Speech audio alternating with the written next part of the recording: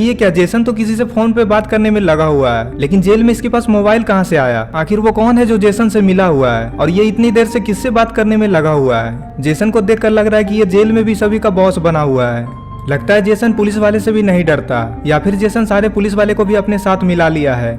Jason ने सभी के सामने एक गरीब आदमी को गोली मारी थी, उसके बाद पुलिस वाले पकड़कर इसे जेल ले गए थे।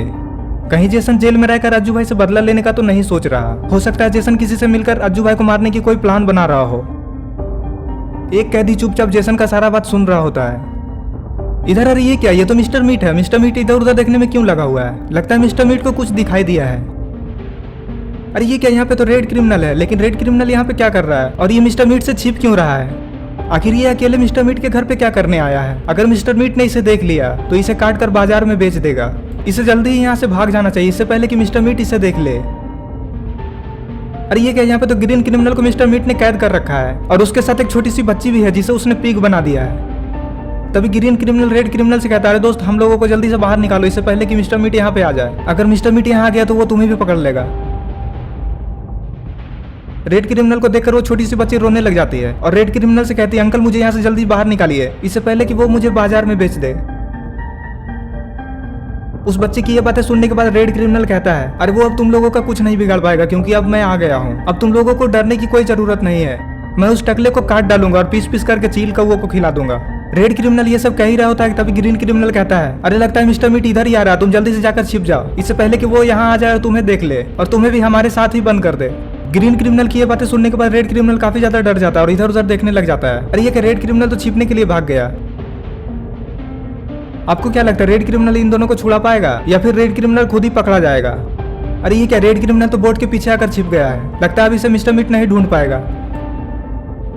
रेड क्रिमिनल चुपचाप मिस्टर मीट को छिप कर देखने में लगा हुआ है। ये बस उसके यहाँ से जाने का इंतजार कर रहा है ताकि ये ग्रीन क्रिमिनल और उस बच्ची को बाहर निकाल पाए।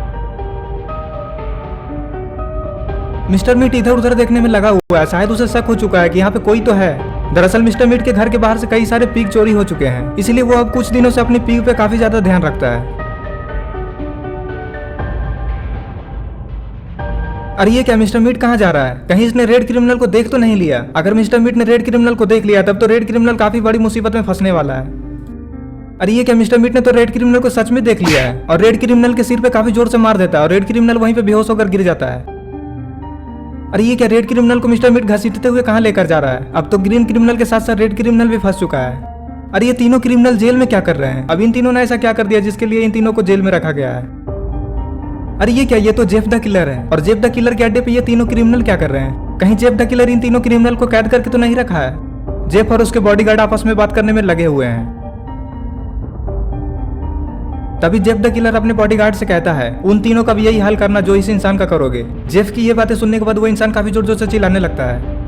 तभी जेफ का दूसरा बॉडीगार्ड इशारा करते हुए कहता है, उसे धक्का मारो। अरे ये क्या, जेफ के बॉडीगार्ड ने तो किक मारकर उसे नीचे गिरा दिया। और अरे ये क्या, नीचे तो एक क्रोकोडाइल है। उस इंसान के नीचे गिरते ही क्रोकोडाइल ने उसका सिर खा लिया और वो इंसान तड़प तड़प कर मर गया। और ऊपर इन लोगों को हंसी आ रही है। जेफ द किलर और उसके सारे साथियों को काफी ज्यादा मजा आता है जब कोई इंसान उसके सामने तड़प तड़प कर अपना दम तोड़ता है।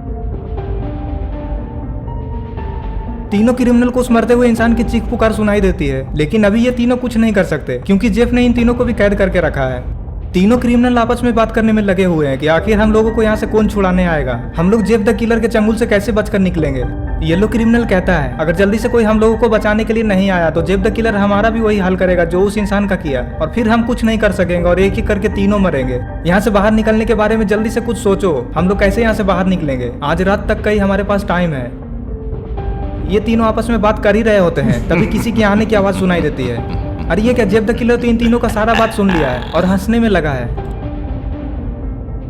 जेफ द किलर तीनों क्रिमिनल से कहता है, तुम तीनों तो यहाँ से भागने की सोच भी नहीं सकते और तुम्हें बचाने के लिए यहाँ कोई आएगा भी नहीं, और अगर कोई आ गया तो वो जिंदा नहीं जाएगा। ये सुनते ही तीनों क्रिमिनल सोच में पड़ जाते हैं। इधर अरे ये कौन सी जगह है? ये तो कोई चर्च लग रहा है, लेकिन ये चर्च इतनी सुनसान जगह पे क्यों है? कहीं ये चर्च हॉन्टेड तो नहीं है? अरे ये क्या, ये तो इविल नन है। कहीं ये चर्च इविल नन कहीं तो नहीं? तो इविल नन दरवाजे के पास खड़े होकर क्या कर रही है? ये किसके आने का इंतजार कर रही है? और आखिर चर्च के अंदर क्या है? कहीं इसने भी तो चर्च के अंदर किसी को कैद करके नहीं रखा है? चर्च तो पूरा खाली दिखाई दे रहा है, चर्च के अंदर तो कोई भी नहीं है। अरे ये क्या, यहाँ पे तो गुल्ली बुल्ली और आई स्टार खड़े हैं। कहीं इविल नन ने गुल्ली बुल्ली और आई स्टार को भी कैद करके तो नहीं रखा है। मुझे तो ये लग रहा है कि ये सारे लोग जेसन से मिले हुए हैं। जेसन जेल के अंदर से ही mister Meat, Jeff the killer और इविल नन से मिला हुआ है और अज्जू भाई से बदला लेने के लिए उनके सारे दोस्तों को किडनैप करवा रहा है। पता नहीं अब किसकी बारी है। सोहन अपने दोस्त चुन्नी के साथ बात करते हुए मार्केट जा रहा है। सोहन चुन्नी से कह रहा होता है कि अब तो गर्मी काफी ज्यादा बढ़ गई है, अब तो मैं बिना आइसक्रीम खाए एक भी दिन रह ही नहीं पाता हूँ। ये लोग जा ही रहे होते तभी इन्हें कुछ दिखाई देता है। अरे ये तो स्कैरी टीचर है, लेकिन ये सड़क पे सो क्यों रही है और उसके साथ बॉब है, बॉब रोने में क्यों लगा है। ये सब देखकर सोहन और चुन्नी को काफी ज्यादा अजीब लगता है। इन लोगों को ये समझ में नहीं आ रहा कि आखिर ये सब हो क्या रहा है। तभी सोहन बॉब से कहता है, ये आंटी को क्या हुआ है, आंटी यहाँ पे सोई हुई क्यों है और तुम रो क्यों रहे हो। सोहन की ये बातें सुनने के बाद चुन्नी कहता है, हाँ हाँ बताओ, बताते क्यों नहीं, आंटी को क्या हुआ है, अगर आंटी को नींद आ रही है तो सड़क के साइड पे सुलाओ। चुन्नी की ये बातें सुनने के बाद बॉब कहता है, अरे ये सो नहीं रही है, ये आधे घंटे से बेहोश है, कोई कार वाला इसे टक्कर मार गया, वो कार वाला इसे टक्कर मारते ही यहाँ से भाग गया और मैं तो उस कार का नंबर भी नहीं देख पाया। एक्सीडेंट की बात सुनते ही सोहन और चुन्नी दोनों काफी ज्यादा परेशान हो जाते हैं। तभी सोहन बॉब से कहता है, आपने एम्बुलेंस क्यों नहीं बुलाया अभी तक, क्या आपके पास मोबाइल फोन नहीं है। अरे ये क्या, बॉब तो ताली बजाने लगा। अरे ये क्या, स्कैरी टीचर भी खड़ी हो गई। कहीं ये दोनों सोहन और चुन्नी के साथ नाटक तो नहीं कर रहे। अरे ये क्या, यहाँ पे इविल नन की सिस्टर कहाँ से आ गई। अरे उसने अपना हथौड़ा तो सोहन के सिर पे मार दिया। चुन्नी वहां से भाग नहीं पाता और चुन्नी के सिर पे भी वो हथौड़ा मार देती है और चुन्नी भी वहीं पे बेहोश हो जाता है। आखिर इविल नन की सिस्टर ने इन दोनों को क्यों मारा, सोहन और चुन्नी से इसकी क्या दुश्मनी थी, कहीं ये सारे लोग जेसन से तो नहीं मिले हुए हैं। आखिर और कितने सारे लोग जेसन के लिए काम कर रहे हैं। और अब क्या होगा जब रॉड को पता चलेगा कि चुन्नी और सोहन दोनों किडनैप हो चुके हैं और दोनों पे हमला हुआ है।